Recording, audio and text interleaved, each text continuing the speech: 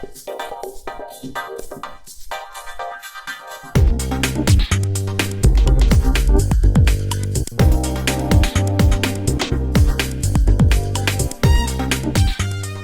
I'm Marco Perry from Immersive Audio Limited, London, and I specialise in immersive audio events for installations and multi-channel spatial audio.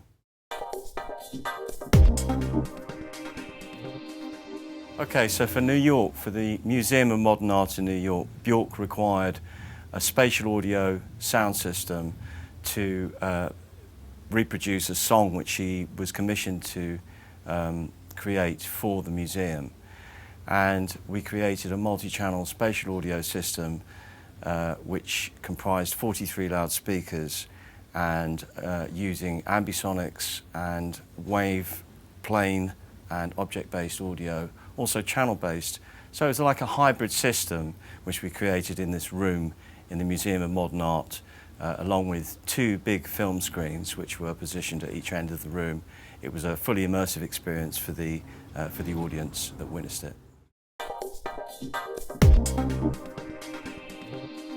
What we aim to do in here is to compile, create and mix spatial audio content for our events and our installations.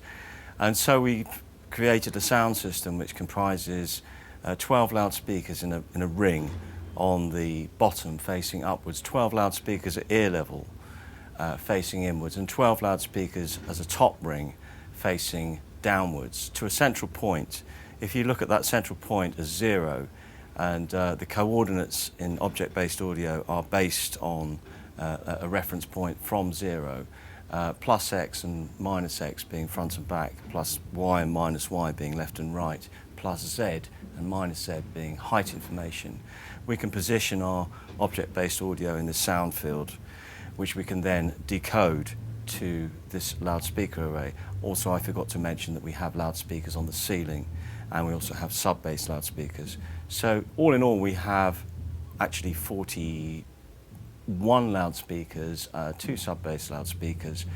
We use amplifiers for each loudspeaker individually, and we decode our audio information, whether it be ambisonics, first order or higher orders of ambisonics possible, whether it's surround information, left, centre, right, with left rear, right rear information, whether it's surround sound information with height information with Z, with plus Z.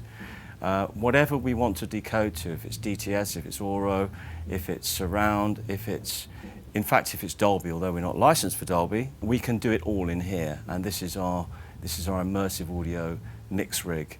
The amplifiers are Rotels, the loudspeakers are B&Ws, and the DA conversion is all by RME.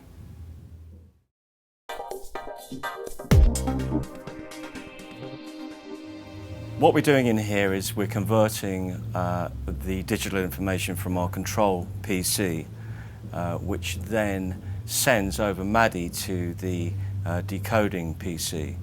And that PC runs up to 64 channels of decoded audio information to our loudspeaker setup.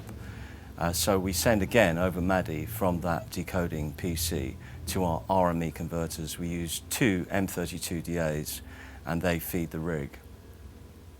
Converting D to A is an interesting conundrum because you want it actually to be not doing anything.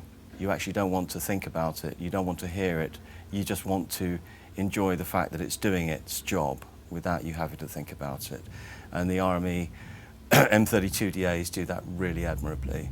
I've used a number of converters over the years and I'm very happy with these. They're solid, they're reliable, they clock beautifully with any of the formats I want to use. I used another 2 M-32 DAs in New York for Bjork, and they sat there for 3 months, up to 7 days a week, up to 12 hours a day, doing their job without a complaint, without a grumble, and without anything breaking down.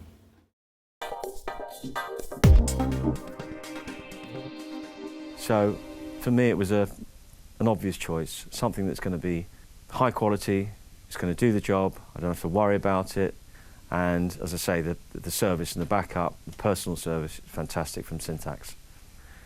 And I just feel confident.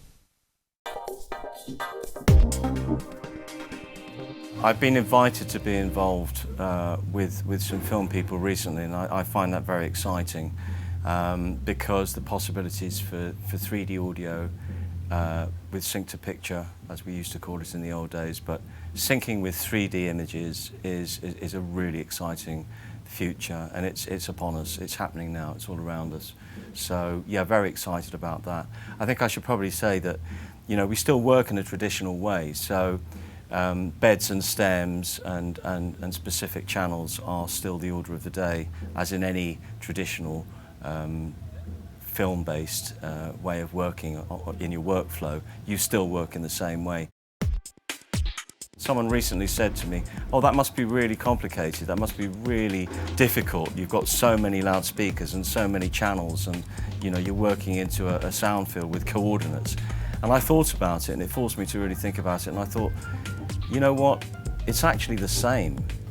The principle is the same. We're still balance engineers, we're still doing the same things we would do if we had 2 loudspeakers, except we've got a lot more loudspeakers, we've got a lot more capabilities and options available to us in the sound field. So it's only the technique that's different.